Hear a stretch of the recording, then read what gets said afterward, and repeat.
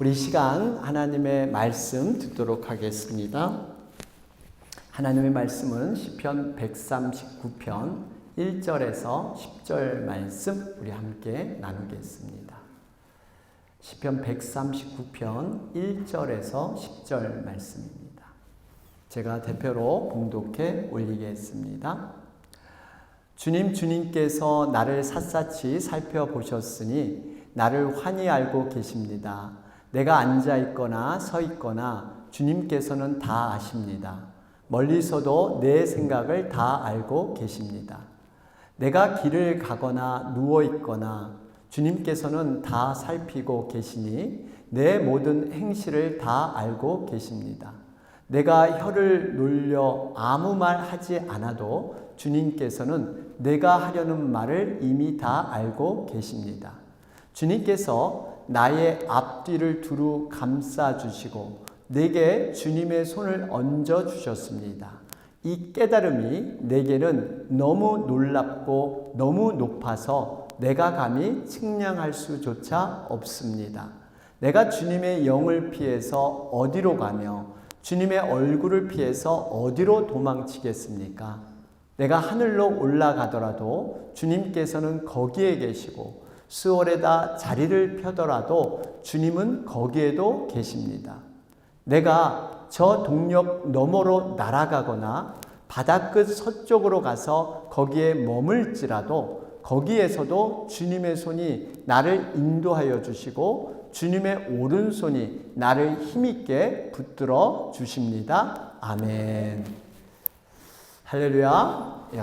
한 주간도 여러분 주님의 은혜 안에서 평안한 줄로 믿습니다. 우리는 지금 함께 믿음 생활을 함께 해 나가고 있습니다. 여러분, 믿음 생활이라는 게 뭘까요? 신앙이라는 게 과연 뭘까요? 여러분, 이 믿음 생활이라는 것은 단순히 눈에 보이는 것만을 추구하는 것이 아닙니다. 눈에 보이지 않는 그러한 영원한 세상이 있다고 믿고 그 영원한 세계를 우리는 바라보면서 나아가는 사람들이 바로 믿음의 사람들인 것입니다.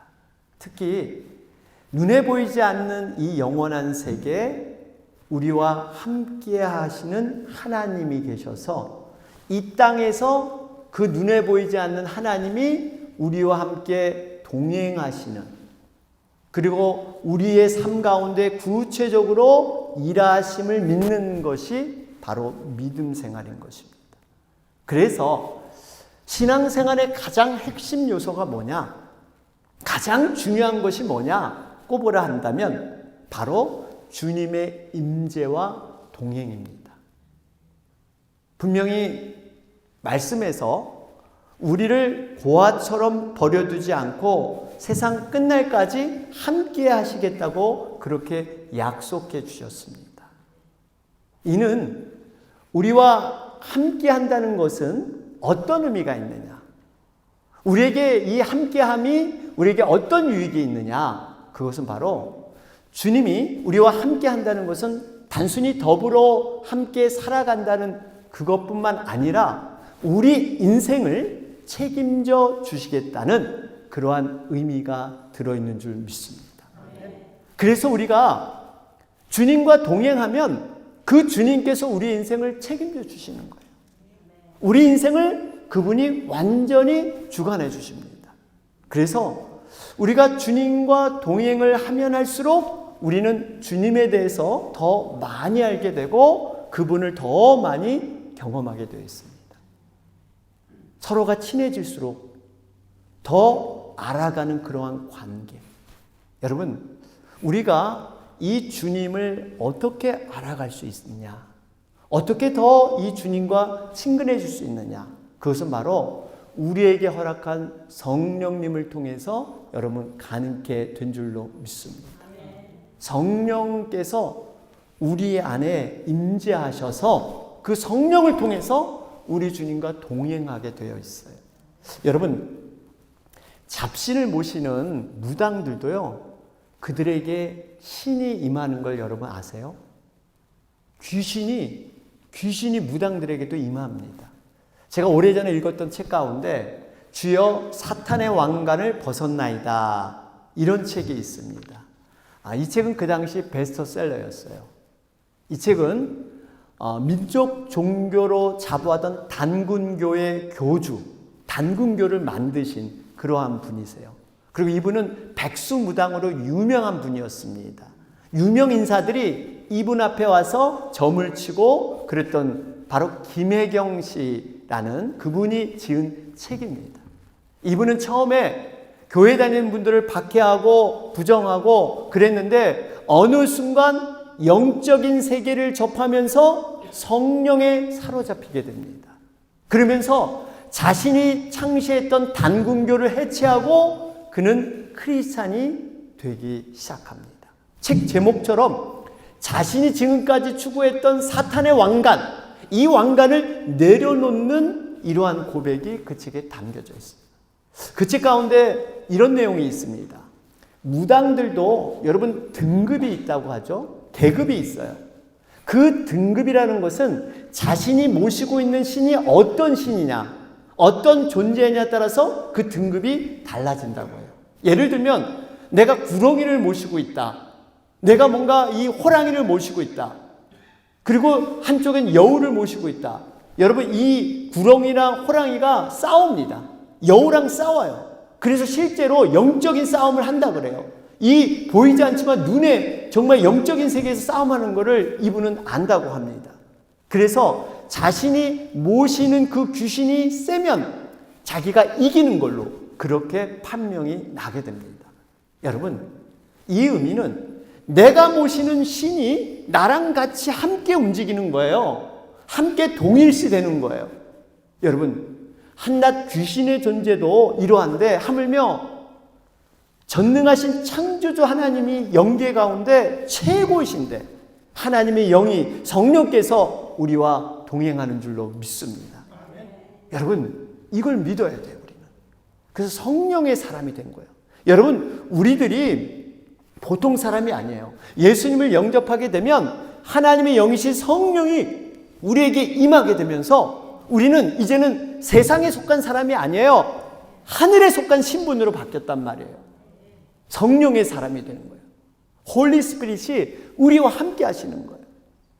우리에게 주어진 이 성령을 통해서 우리는 주님과 날마다 새로운 관계를 맺게 되고 주님과 동행하게 됩니다. 그래서 신앙은 뭐다? 관계다. 신앙은 관계예요. 신앙이라는 것은 우리가 어떻게 하면 주님과 동행하면서 그분에 대해서 더 많이 알고 그분을 경험하게 될까? 이걸 우리는 계속 추구해 나가는 것입니다. 여러분, 서로가 친하면 친해질수록 더 많이 알아가게 되어 있어요. 여러분, 이 세상에도 우리가 생활을 하다 보면요, 관계가 형성이 되죠. 사람과 사람의 관계. 그래서 우리는 흔히 안다 이렇게 표현해요. 안다. 근데 이 안다라는 것도 여러 종류가 있어요. 단순히 여러분 그냥 얼굴만 대면 인사를 나누는 이러한 관계, 이런 관계가 있는가 하면 여러분 서로 많이 만나서 밥도 먹고 대화도 하고 그 사람의 깊은 속사정도 서로 아는 관계, 이러한 깊음의 관계가 있습니다. 여러분, 신앙이 성장한다는 건 바로 이겁니다. 주님과의 관계에서 더욱 그분을 깊이 알아가는 것, 내가 지금까지 몰랐던 이 주님에 대해서 알아가고 체험하는 것, 바로 이것이 신앙으로 세워지는 신앙 성장의 길인 줄로 믿습니다. 이렇게 우리가 주님을 알아가게 되면요, 우리에게 어떤 유익이 있는지 아세요? 우리가 영생에 대해서 확신을 갖게 되고요, 천국의 놀라운 비밀을 깨닫고 체험하는 이러한 일이 우리에게 벌어집니다. 여러분, 영생은 결코 오래 사는 것을 의미하는 게 아니라 그랬죠. 영생은 어떤 거예요? 요한복음 17장 3절 말씀을 보시면 영생은 오직 한 분이신 참 하나님을 알고 또 아버지께서 보내신 예수 그리스도를 아는 것입니다. 여러분, 영생은 그냥 오래 사는 게 아니에요. 여러분, 지옥에서도 오래 살아요. 영원히 죽지 않고 오래 사는 것도 지옥입니다. 여러분, 영생은 하나님을 아는 거예요. 이 안다는 것은 지식적인 아는 것이 아니라 하나님을 경험하고 하나님을 체험하는 것.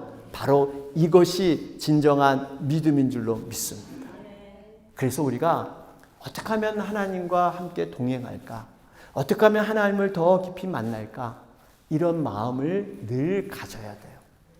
오늘 우리가 실제 살펴보는 이 시편의 말씀, 이 시편은 말 그대로 시적인 노래라고 볼 수가 있습니다. 여러분, 우리가 보통 시를 읽을 때 어떤 리듬이 있고 운율이 있잖아요. 그래서 실제로 이 시편은 구약 때 예배 드릴 때 찬양으로 사용되기도 했습니다. 그러면서 이 시편에는 아주 특별한 의미가 있어요. 그것이 뭐냐면 단순히 이 시편의 내용들이 지식적이나 이론적인 가르침이 아니라 삶 속에서 실제로 하나님을 경험한, 체험한 살아있는 이야기들이 들어있는 게 바로 이 시편의 말씀입니다. 오늘 우리가 읽은 이 139편은 시편 가운데 왕관이다. 굉장히 의미 있고 중요한 그런 시편으로 그렇게 여겨지는 내용들입니다. 자신이 체험한 삶을 그대로 반영하고 있어요.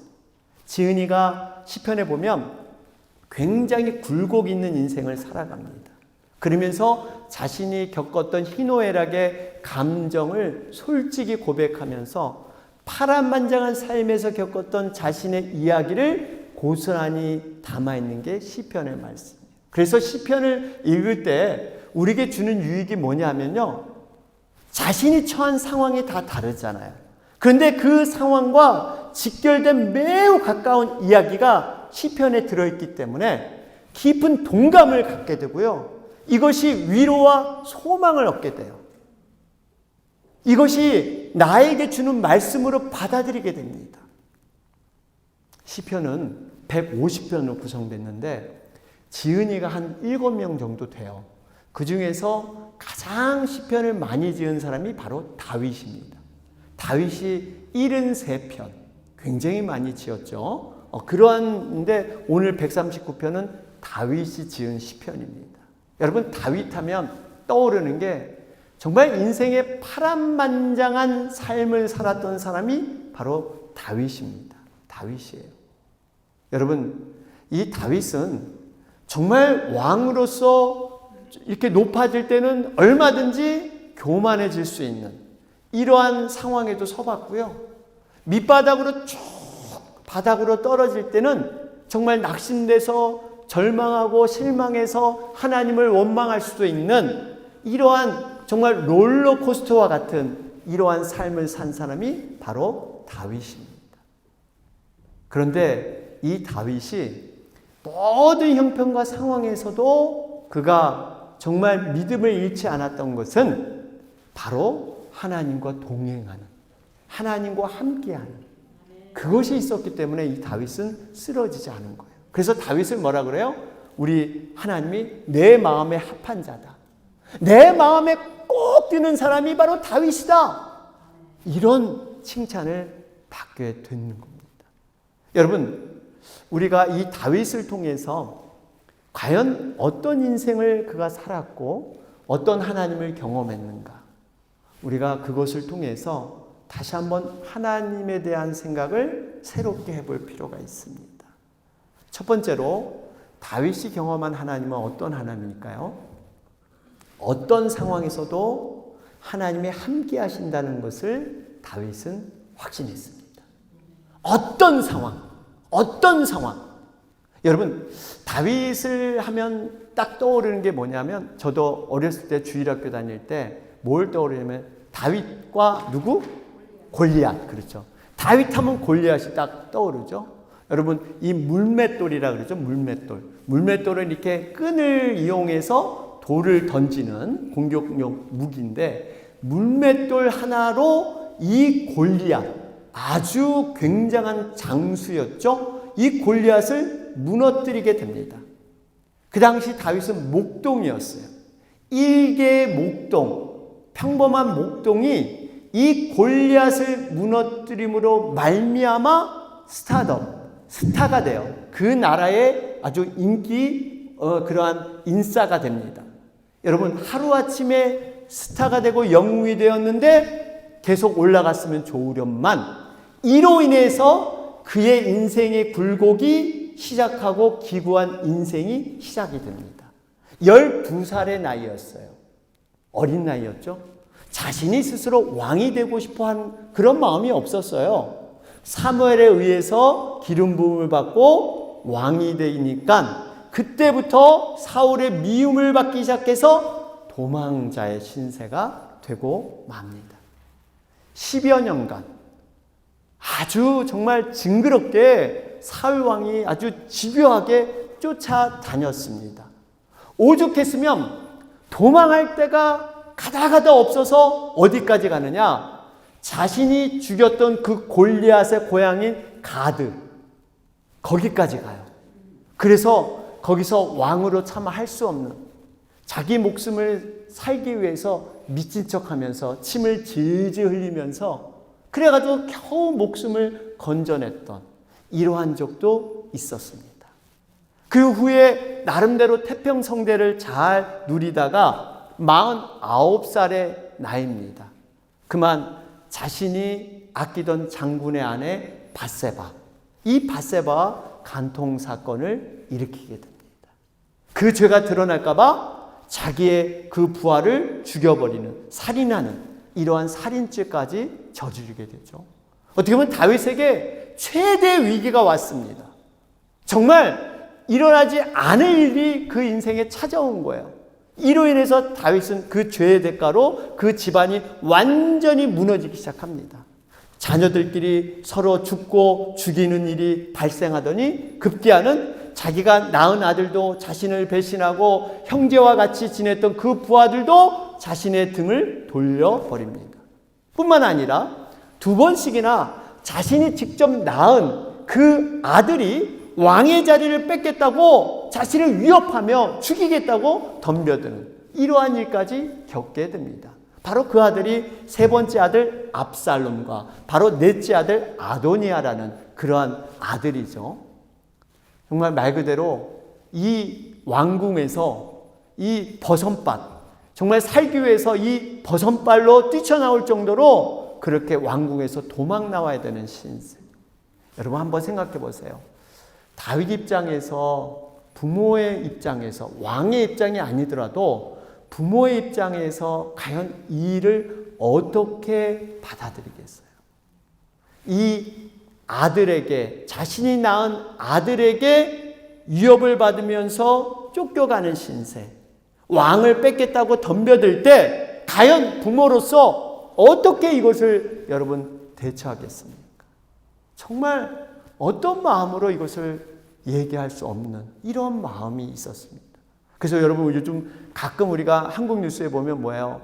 아버지의 재산이 탐나서 형제들을 죽이고 아버지까지 그냥 독살하기 위해서 음식물에 뭐 독을 탔는데 아버지가 이렇게 발각이 돼서 하여튼 그 아버지는 어떻게 살게 되죠. 그랬을 때 그 아버지의 심정은 어떠할까? 정말 이 자녀가 이런 죄를 질 때 그 아버지의 마음은 어떠했을까? 여러분 말 그대로 그 마음이 정말 지옥과 같습니다. 마음을 어디 둘 데가 없어요. 근데 다윗은 이렇게 한두 번 이런 일이 있는 게 아니라 많은 일에서 인생의 굴곡을 경험했던 사람이 다윗이에요. 그가 일어날 수 있었던 것은 제가 말씀드렸지만 무덤의 자리에도 하나님이 함께 하셨다. 하나님이 그곳에도 동행하셨다. 그의 마음이 음부와 같은, 무덤과 같은 마음이 있었지만 그곳에도 하나님이 함께 하셨다. 이걸 그는 믿었어요. 오늘 본문 8절 말씀을 보실까요? 여기 보니까 내가 하늘로 올라가더라도 주님께서는 거기에 계시고 스올에다 자리를 펴더라도 주님은 거기에도 계십니다. 여러분 하늘로 올라간다는 건 제가 설명 안 드려도 아시겠죠? 그러나 여기 보면 스올이라는 거예요. 스올이 뭐냐? 영어 성경에는 my bed in the depth. 그러니까 깊은 그러한 곳에 이러한 눕는 자리, 깊은 곳에 눕는 자리. 이 스올이란 말은 구덩이, 깊은 수렁 이런 뜻이에요. 그러니까 죽은 사람들이 머무는 곳 이런 뜻인데 여러분 그러니까 이 다윗은 내가 살든지 죽든지 간에 어디에나 하나님이 그곳에 계시다는 것을 믿은 줄로 믿습니다. 그래서 그는 일어날 수 있었던 거예요. 뿐만 아니라 9절에 보면 여기 내가 저 동력 너머로 날아가거나 바다 끝 서쪽으로 가서 거기에 머물지라도, 여러분 동력 그리고 서쪽, 동쪽과 서쪽, 극과 극이 되는데, 여러분 동력 너머로 날아간다, 이 뜻이 뭐냐면, 여러분 그 뭡니까? 해돋이 보셨죠? 일출광경. 여러분 태양이 딱 떠오르면 한순간에 그 빛이 쫙 비쳐서 모든 걸 밝히는, 여러분 이 유대인들은 이 새벽녘에 어둠을 뚫고 오는 그 빛이 세상에서 가장 빠른 존재다, 이렇게 여겼단 말이에요. 그러니까 이 말은 내가 가장 빨리 저 동쪽 끝으로 가더라도 거기에는 하나님이 계시다는 거예요. 반대의 서쪽에 가더라도 거기는 하나님이 계시다는 거예요. 여러분 우리가 해돋이 한국에서 유명한 데가 어디예요? 정동진. 정동진 하면 유명한 게 뭐예요? 두 가지. 거기서 모래시계를 찍었어요. 거기 정동진은 이 바다와 기차역이 제일 가까운 곳이에요. 세계에서. 기차역과 바다가 제일 접한 것이 정동진. 여러분 정동진 가서 이렇게 해돋이 보러 갔다가 잠깐 한눈 팔면 어느 순간 그냥 해가 떠오르는 이런 경우가 있습니다. 그만큼 이렇게 빠른 속도로 동쪽에 가도 하나님이 계시고 서쪽에 가도 하나님이 계시고.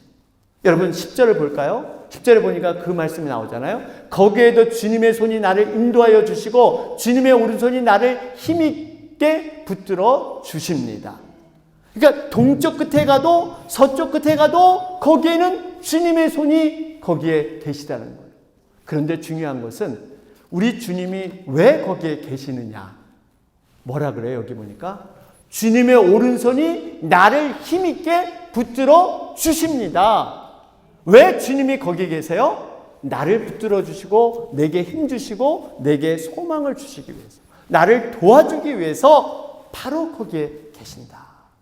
여러분 우리 하나님은 이런 하나님인 줄 믿습니다. 우리의 어떤 상황에서도 우리 주님은 함께 하세요. 두 번째로 다윗이 경험한 하나님이 어떤 하나님이냐? 하나님은 각자의 모든 상황과 처지를 아신다. 이 아시는 하나님인 줄 믿습니다. 다윗은 극도의 고난 가운데서도 하나님이 함께 하신다, 이걸 믿었지만 이 함께 하신다는 정도가 아니라 분명히 아신다, 모든 형편과 상황을 하나님이 아신다라는 분명한 확신이 있었습니다. 오늘 본문을 보도 이 알고 계십니다, 아십니다, 이것이 무려 7번이나 등장을 하고 있습니다. 7번이나 반복해서 아신다, 아십니다, 이런 말이 계속 나오고 있어요.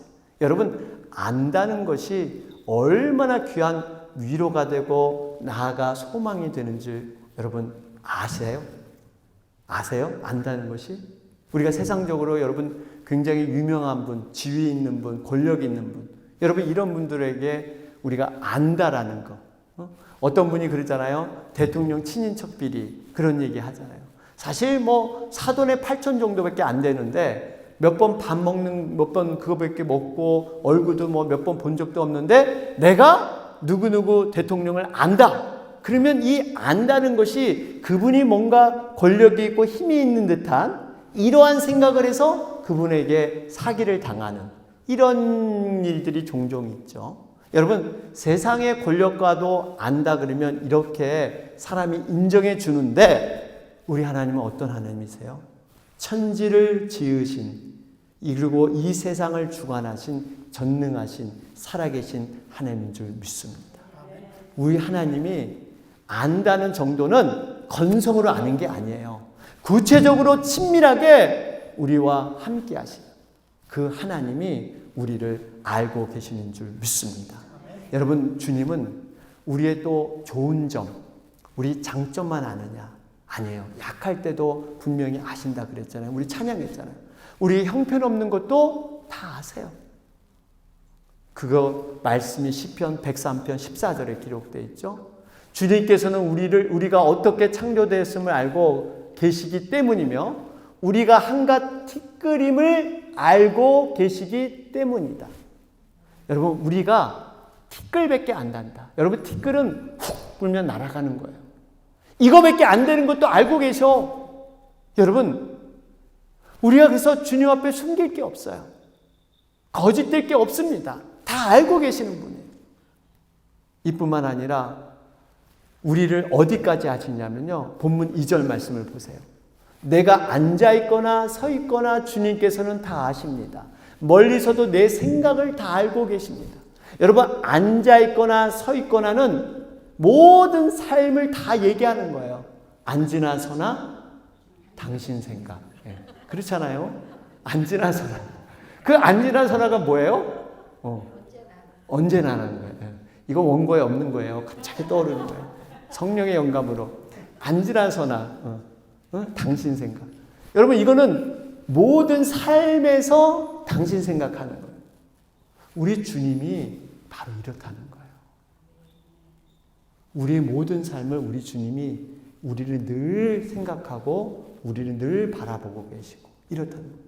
여기 보니까 생각을 다 알고 계시대요. 멀리서도 내 생각을 다 알고 계시대요. 와, 생각을 다 알고 계시다. 여러분, 우리가 정말 마음의 동기, 어떤 생각, 주님을 위해서, 영혼을 위해서, 교회를 위해서 애쓰고자 하는 그 생각조차도 우리 주님은 아실 줄로 믿습니다. 내가 양보하고, 내가 낮아지고, 내가 조금 더 손해보더라도 그 마음조차도 우리 주님은 아실 줄로 믿습니다. 그러면서 4절에 이런 말씀을 해요. 4절을 보니까 내가 혀를 놀려 아무 말 하지 않아도 주님께서는 내가 하려는 말을 이미 다 알고 계십니다. 정말 우리 인간사는 그래요. 관계를 형성하려면 뭐예요? 표현을 잘해야 된다, 이런 얘기하죠. 어떤 분은 그냥 앞뒤 자르고 설명이 없어. 그냥 결론부터 얘기하니까 꼭 오해가 있고 마찰이 있기는 하죠. 설명을 제대로 못해. 표현, 말로 표현해야 된다. 이것이 우리 인간관계의 어떠한 그 원칙이기도 하는데요. 여러분, 그런데 말로 표현해도 때로는 인간관계에서 오해도 생깁니다. 정말 내가 그 사람을 위해서 정말 망설이다가 정말 이 얘기를 했는데 왜 그 사람은 아를 어로 받아들일까? 어를 왜 아로 받아들일까? 여러분, 이런 경우 있잖아요. 물론 내가 충분히 설명을 제대로 못하고 표현을 못해서 그럴 수 있지만 여러분, 분명히 오해들이 말을 통해서도 생긴다는 거예요. 근데 우리 주님은 마음의 생각, 마음의 동기까지 다 아세요. 예전에 이제 이런 일이 있었죠. 어느 중학교 선생님이 정말 예수님을 믿고 어떻게든 영혼구원에 힘써보겠다고 자기 중학생 애들을 모아놓고 이렇게 그 시편을 딱 읽었다고 하죠. 예전에니까 개역 개정이었죠. 시편 23편 1절 2절. 여러분 보면은 뭐예요? 시편 23편 1절 2절 보면 여호와는 나의 목자시니 내가 부족함이 없으리로다. 그가 나를 푸른 초장에 누이시며 실만한 물가로 인도하시는도다. 다 이 얘기를 읽어줬단 말이야. 그러면서 예수님에 대해서, 하나님에 대해서 설명을 딱 하려고 그러는데 경상도 그 학교였잖아요. 그래서 이제 경상도니까 경상도 학생들이 뭐라 그래요? 왜 초장이 푸르냐? 초장은 붉은 거 아이가? 그렇잖아요. 초장이 푸른 초장. 붉은 거 아이가? 야, 회 먹을 때 붉은 초장이지 왜 푸르냐? 그러니까 옆에가 그냥 걔를 탁 뒤통수 치면서 야, 이 무시가 니 그 모르나? 그 붉은 초장도 있지만 그 옆에 또 푸른 거 있다 아이가? 와사비. 예. 와사비는 푸른 초장이다. 근데 그런 얘기가 있다. 여러분, 이게 오해될 수 있는, 정말 이렇게 원하는 게 아닌 오해될 수 있는 것이 있죠. 그래서 제가 이참에 또 이 시편 23편에 경상도 버전이랑 전라도 버전이 있다 그래서 제가 한번 적어 봤어요. 경상도 버전. 시편 23편 저걸 보세요. 저거 보시면 1절, 2절을 경상도 버전으로 이렇게 얘기한다고 합니다. 우리 경상도 분 잘 들어보세요. 예, 경상도시죠? 예. 여호와가 내 목자 아이가. 내 삶아 답답할 게 없대. 시퍼런 풀구덩이에 내 디비지고 시원한 또랑가로 넬로 잡아 땡기신대. 이게 이제 경상도 버전이래. 그런데 우리 전라도 분이 또 섭섭할 수 있죠. 전라도 분이 어떻게 해? 이렇게 한대요. 전라도는 이래요. 아따 여호와가 시방 나의 목자신디 나가 부족함이 있거냐. 그분이 나를 풀어부른 초장으로 뉘어불고 내 삐친 다리 쪼매 쉬어불게 하려고 물가시로 인도해 뿐에 어째스까 징한 거. 전라도 버전이네요. 네. 충청도 버전도 있어. 근데 제가 안 적어왔어. 시간상. 나중에 찾아보세요. 네. 여러분, 하여튼 우리가 중요한 것은요, 사람은 말을 해도 오해할 수 있습니다. 우리가 진심을 전해도 그것이 잘못될 수도 있어요. 그런데 우리 주님은 정말 오해가 없으세요. 우리의 마음을 그대로 받아주십니다. 이게 얼마나 고마운지 몰라요. 오늘 본문 5절에 그 이유를 설명하고 있어요. 주님께서 나의 앞뒤를 두루 감싸주시고 내게 주님의 손을 얹어주셨습니다. 이 두루 감싸주시고, 왜 이렇게 우리 주님이 나에 대해서 잘할 수 있냐면요, 이겁니다. 두루 감싸주셨다는 거예요. 이 두루 감싸줬다는 것은 완전히 성을 빽빽히 포위했다. 또 이렇게 포도에서 포도즙을 짤 때 여러분 뭐예요? 기계가 딱 붙어가지고 완전히 밀착해서 짜잖아요. 이런 의미예요. 그러니까 우리가 혼자가 아니라 완전히 우리와 밀착하셔서 우리 주님이 다른 것이 들어올 수 없도록 그 틈을 안 주시는 거예요. 그러니까 우리를 훤히 알고 계시는 거예요. 여러분, 이처럼 우리 주님은 우리와 한 몸이 돼서 우리를 이끌어 주시는 줄 믿습니다. 이런 우리 주님이 나의 형편과 상황을 알 뿐만 아니라 어느 정도까지 아신다 그래요? 마태복음 10장 30절은 말씀합니다. 아버지께서 너희의 머리카락까지도 다 세워놓고 계신다. 여러분, 하루에 몇 개의 머리카락이 빠지시나요? 세 보셨습니까? 네? 30개? 네. 세 보셨어요? 우리는 머리카락이 몇 개 빠지는 줄 몰라. 그런데 우리 주님은 그 머리카락 빠지지 않은 이 촘촘한 머리카락을 다 셀 정도로 우리를 다 알고 계시는 줄 믿습니다. 여러분, 결론을 맺겠습니다. 우리 주님은 머리카락 셀 정도로 우리를 훤히 알고 계십니다. 이 알고 계심이 우리에게는 과연 어떠한 반응으로 우리가 나오는가, 이것도 중요해요. 이 알고 있다는 것이 성경에 보면 사도행전 5장에 보면 아나니와 삽비라의 얘기가 나오죠. 이 부분은 성령의 그 인도함으로 자기의 소유를 다 팔아서 주기로 약속을 했는데 반은 숨기고 반은 바쳤어요. 그 두 사람만 아는 그 은밀한 일을 우리 주님은 다 아셨습니다. 성령으로 역사해서 그들은 죽게 됩니다. 반면에 오른손이 한 것을 왼손이 모르게 하라고 말씀했듯이 은밀하게 베푼 선행, 소자에게 물 한 그릇 준 것이 곧 나에게 한 것이다. 아무도 모르지만 하나님만이 그것을 아시는 이런 경우도 있습니다. 여러분, 그 하나님의 아심이 우리에게 부담이 되십니까? 두려움이 되십니까? 아니면 우리가 위로가 되고 그 아심이 소망이 되고 우리에게 기쁨이 됩니까? 이것은 우리가 어떤 자리에 서 있느냐에 따라서 하나님의 아심이 달라진다는 것입니다.